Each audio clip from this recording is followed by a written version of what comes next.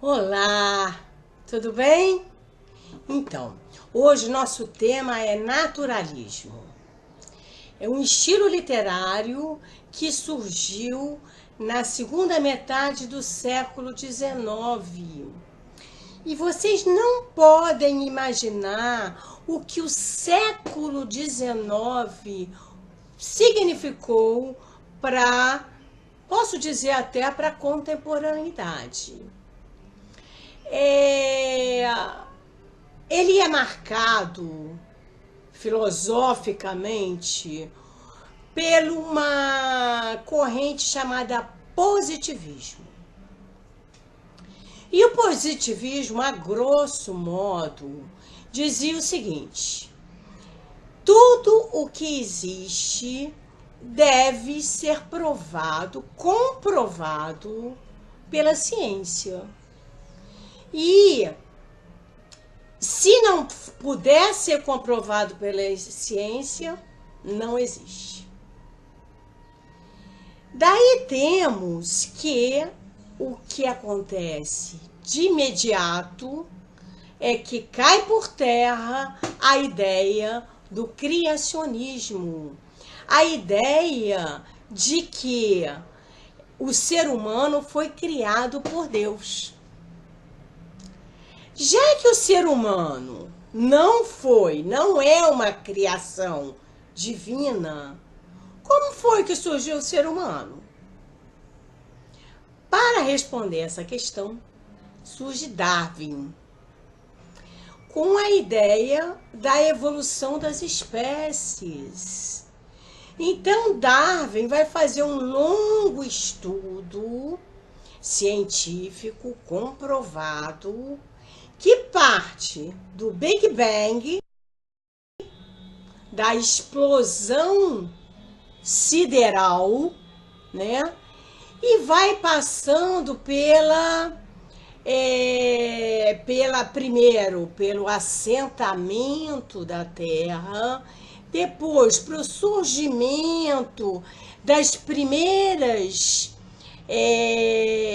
dos primeiros seres unicelulares, das amebas, gerando então os peixes, os anfíbios, as aves, os mamíferos, o macaco, o homo, finalmente dando vários homos até dar no Homo sapiens.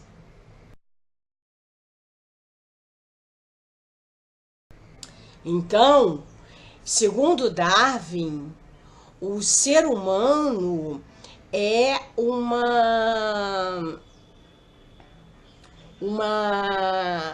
um resultado biológico, né, das evoluções longas das espécies.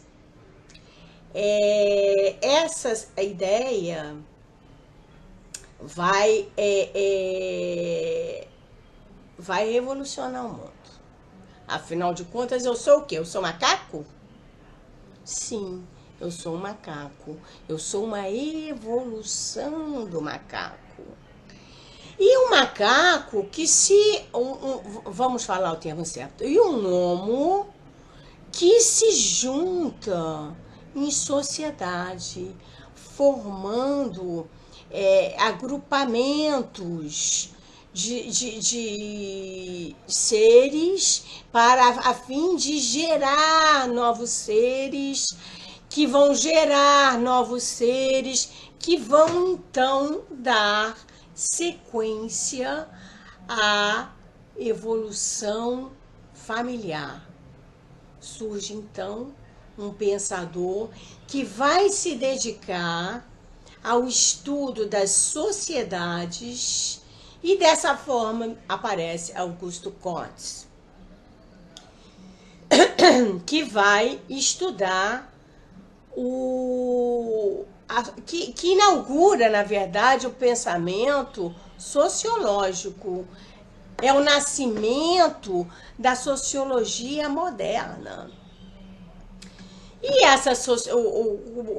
estamos falando do século XIX, então estamos falando já numa época industrial, em que a sociedade se divide entre ricos e pobres, entre proletário e capitalistas.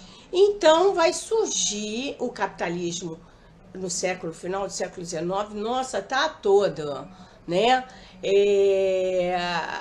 As grandes cidades já estão super lotadas de, infelizmente, proletários que vivem em situações lamentáveis, enquanto a riqueza das fábricas fica na mão de uns poucos, que são os donos da fábrica. E aí, diante desse cenário, vai surgir Karl Marx, com a crítica ferrenha à sociedade capitalista,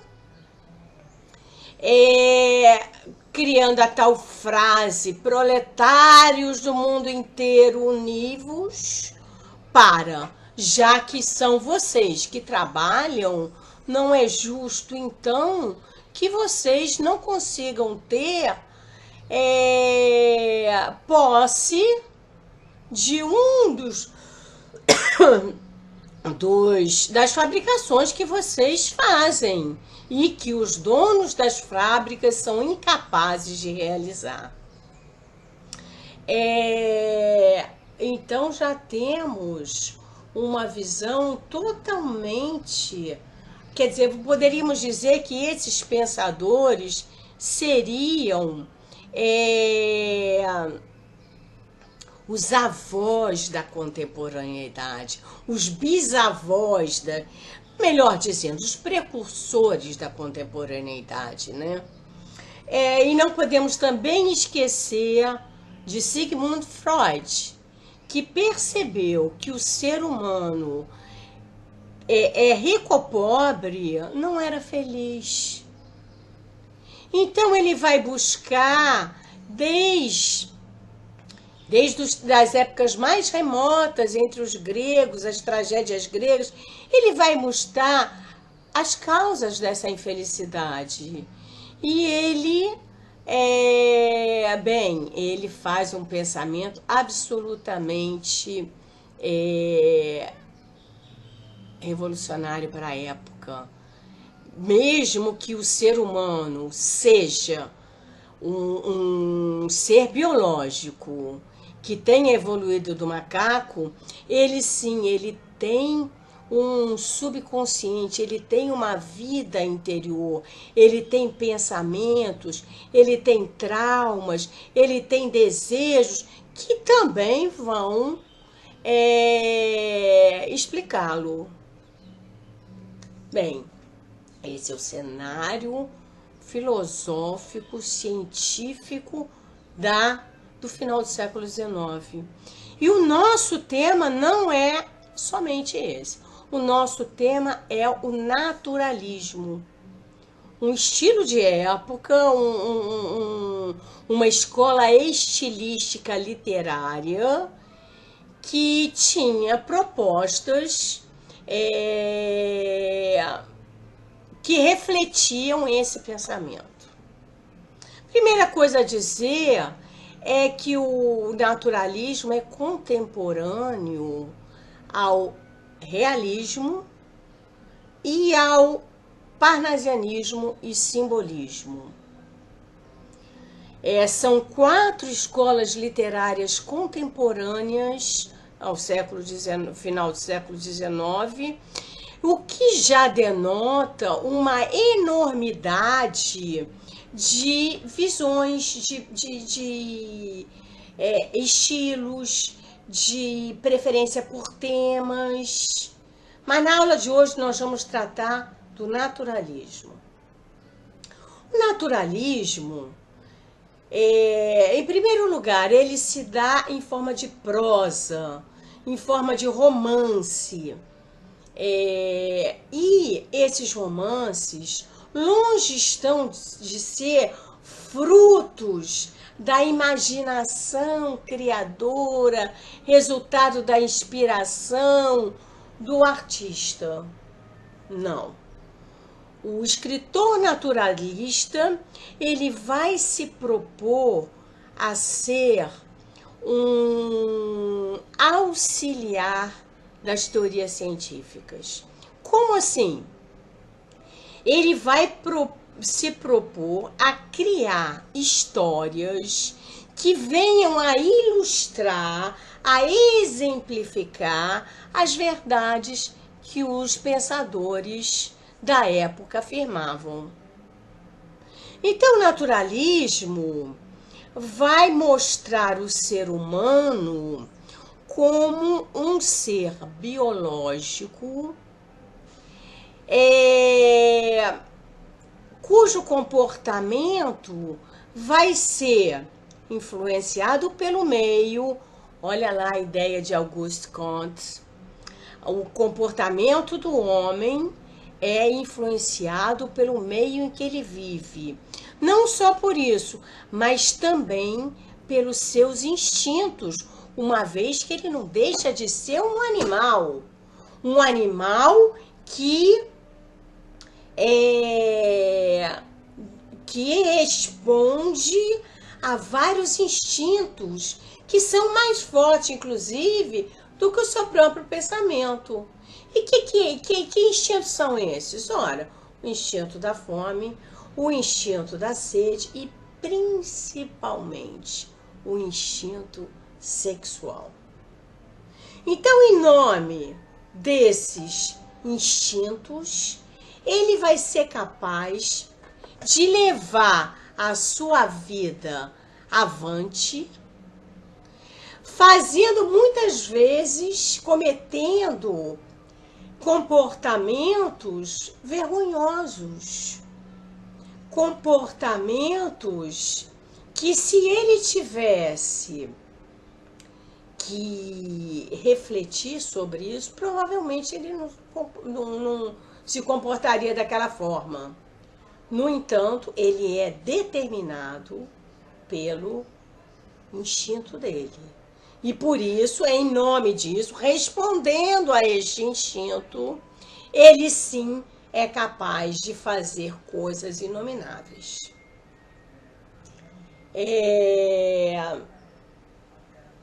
Flaubert foi um grande representante, um escritor francês que se dedicou na França a escrever romances naturalistas. Essa de Queiroz também. E no Brasil, nosso maior representante foi a Luísa de Azevedo. E com um Cortiço.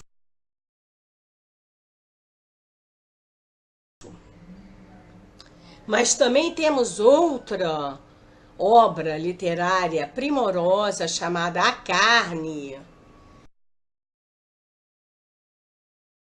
escrita por Júlio Ribeiro, que também mostra situações na carne. Lenita, ela é uma mulher muito avançada para a sua época, e ela estudava. Ao contrário das mulheres do século XIX, Lenita era uma intelectual. E quando seu pai morre, ela vem a necessitar de ela é cometida de ataques de histeria. Então ela vai se recolher para o campo, numa fazenda de um amigo do seu pai. Lá, nessa fazenda, no início ela fica recolhida no quarto, e fica muito chorosa, etc. Vivendo, tendo que levantando da cama unicamente para comer e ir ao banheiro, fazer as suas necessidades fisiológicas, voltando para a cama para chorar, não sei o quê, até que ela tem uns 19, 20 anos, até que ela percebe uma estátua muito sensual de um atleta.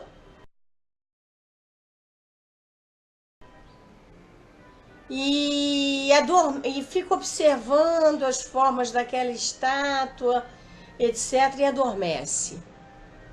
No que ela adormece, ela sonha.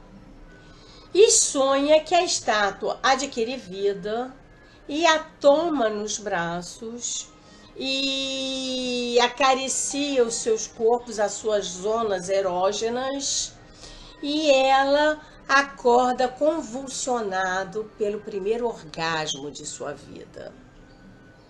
A partir desse momento, Lenita é totalmente voltada, levada pelo forte instinto sexual que sentia. Sai do quarto e começa a andar pela fazenda, onde percebe os animais copulando, o que a deixa num estádio de excitação extrema, quase doentia. Percebe também escravos transando. E ela sai todos os dias em busca, obcecada por essa ideia, em busca de realizar tais desejos.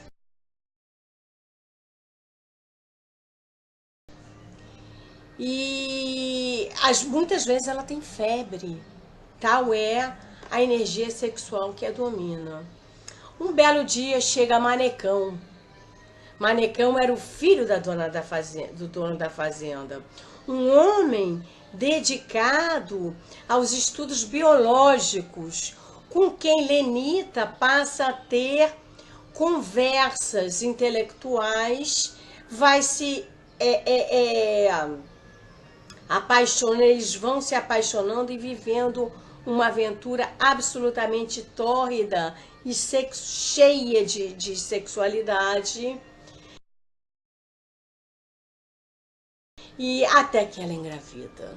Só que Manecão é casado e nessa época nós ainda não temos a separação.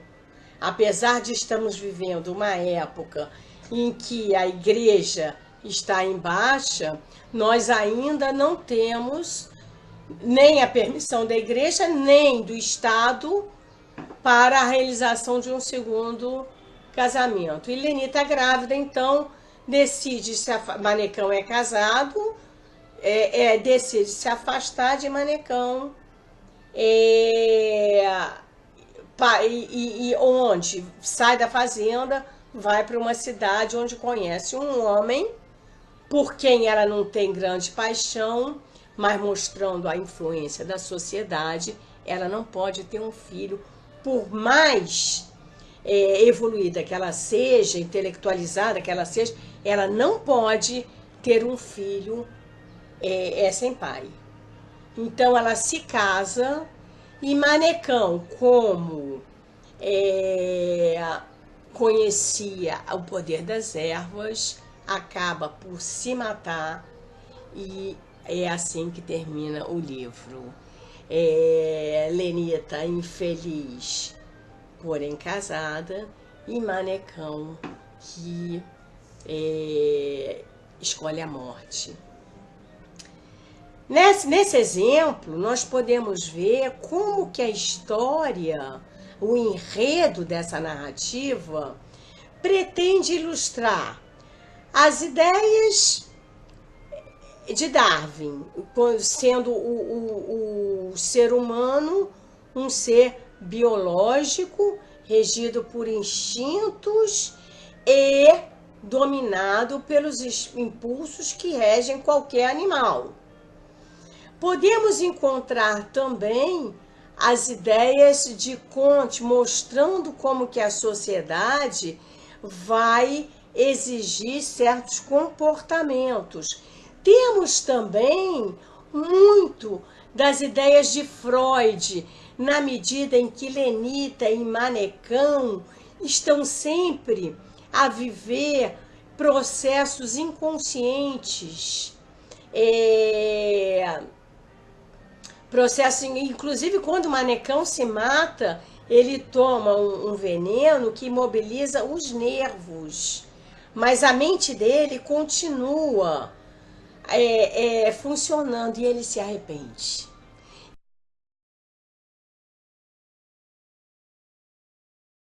E é uma das cenas mais impressionantes da literatura, porque ele se arrepende, mas ele não tem mais músculos para falar. Estão todos anestesiados, estão todos amortecidos.